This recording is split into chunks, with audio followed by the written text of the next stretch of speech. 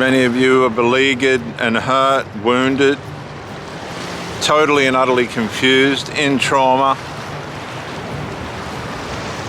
You've lived years of disappointment. You've tried to turn a shipwreck into a ship that could sail, and it was unsuccessful. You've been in the mouth of a crocodile that looks good on the surface, but underneath is just holding you in an underwater cave, taking pieces out of you as it suited. And you've tried to be loyal and devoted to this mess and this destruction. I've just got the little dog over there fossicking in the rocks. Come, mate.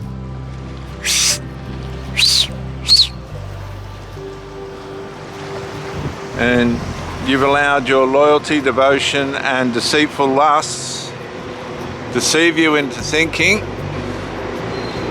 that this person is all right and okay, and that you're all right and okay, and both of you are as bad as one another. Neither of you are all right or okay.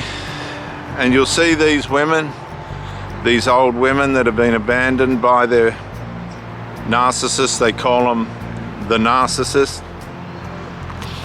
Some have been with them for 5, 10, 15, 20, 25, 30, 40 years and realized that the whole thing was a fantasy. It wasn't a reality. It was held together by their loyalty and devotion,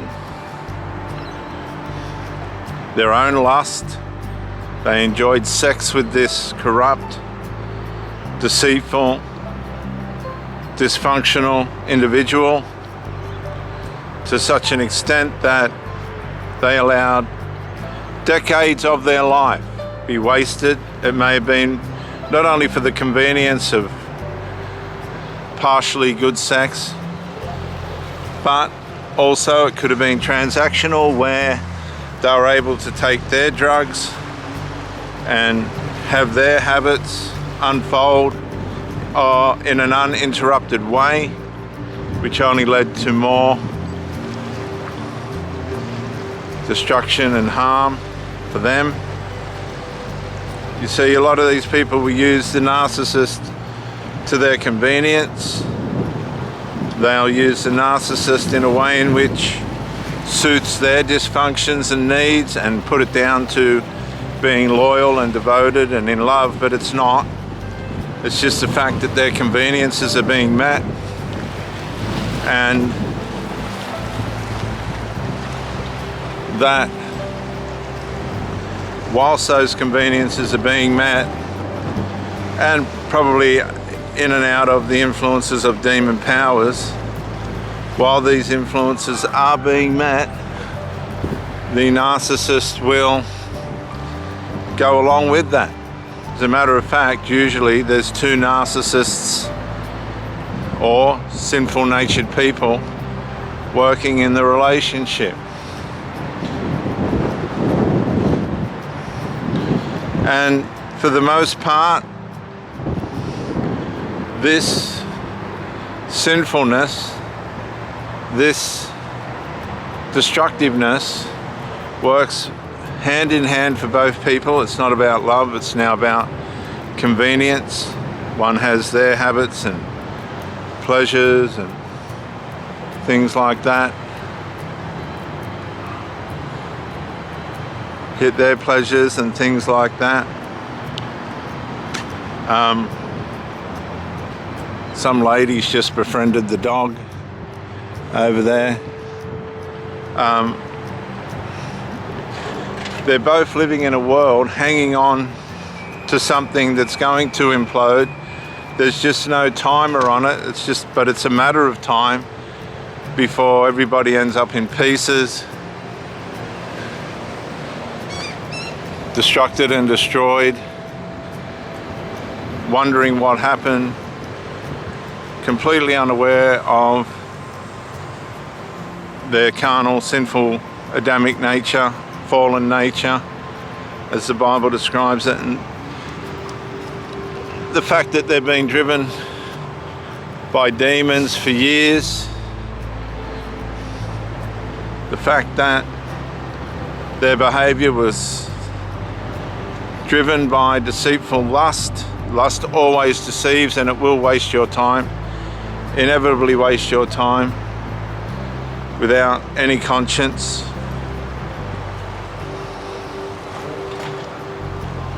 And of course, decades of life are wasted.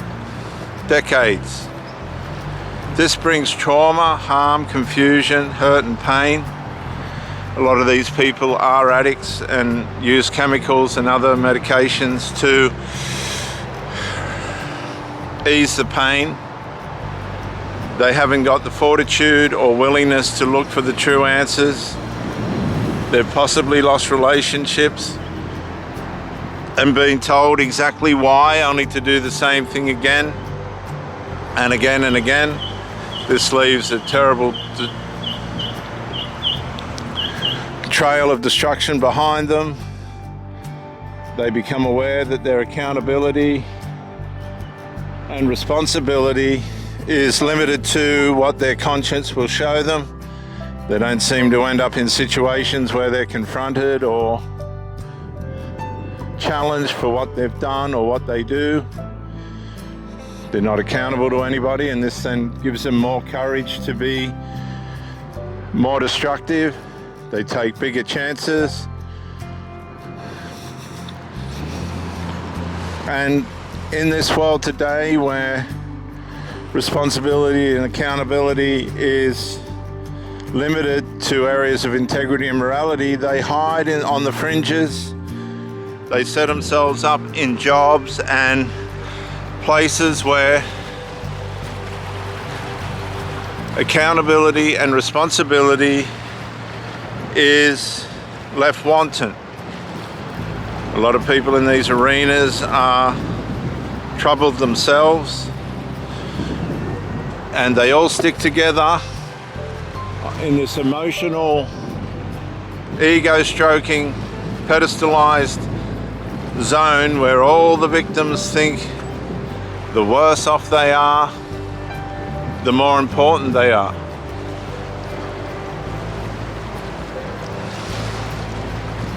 But that's not true. And again, they're living in this fantasy of look at me, pity poor me.